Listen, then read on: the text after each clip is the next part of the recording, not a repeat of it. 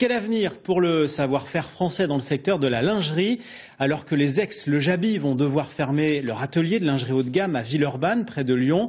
Les anciennes salariées d'Aubade qui ont lancé la marque Indiscrète s'en sortent malgré la crise. Voyez le reportage de Marie-Ange Cristofari et de François Gibert. Comment résumer cet atelier de Chauvigny? Côté chiffres, se fabriquent ici en moyenne 125 produits par jour, sous les mains d'une vingtaine de couturières. Mais ce qui se joue là est bien plus important.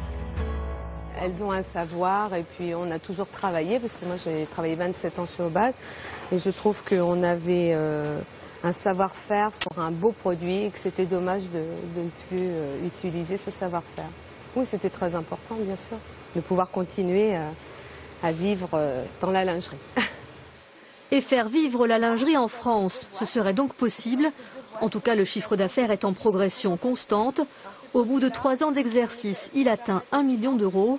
Mais le bilan est déficitaire, 70 000 euros de pertes. L'équilibre en France, d'une façon ou d'une autre, en tout cas sur un produit à forte concurrence aujourd'hui comme ça, à comparer avec des marques qui fabriquent essentiellement, voire la totalité, donc à l'étranger, et des fois qui ont des prix pratiqués beaucoup plus importants que les nôtres, parce qu'ils ont plus de notoriété, ça reste, le point d'équilibre reste beaucoup plus difficile à acquérir.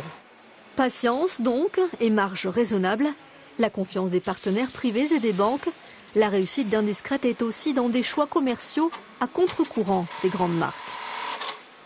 Suite à notre expérience chez Aubade, où là on n'habillait que les femmes qui étaient vraiment presque standards et que les femmes avec des formes étaient délaissées, et c'était notre volonté de pouvoir faire plaisir à ces femmes-là et de se dire qu'on pouvait aussi faire sur des grandes tailles le même produit que sur les petites tailles.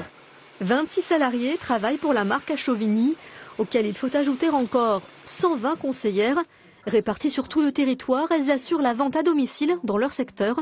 Les candidates ne manquent pas. Pour la fin de la semaine, j'ai une personne de Pau qui vient, et puis la semaine prochaine, je vois 3 personnes, dont 2 qui viennent ici et une personne que je vais voir sur Saint-Étienne. L'équilibre passera par là, un maillage du territoire encore plus serré. Les nouvelles conseillères permettront de faire grossir le volume des ventes et de signer la victoire de ce savoir-faire local, fort et fragile à la fois.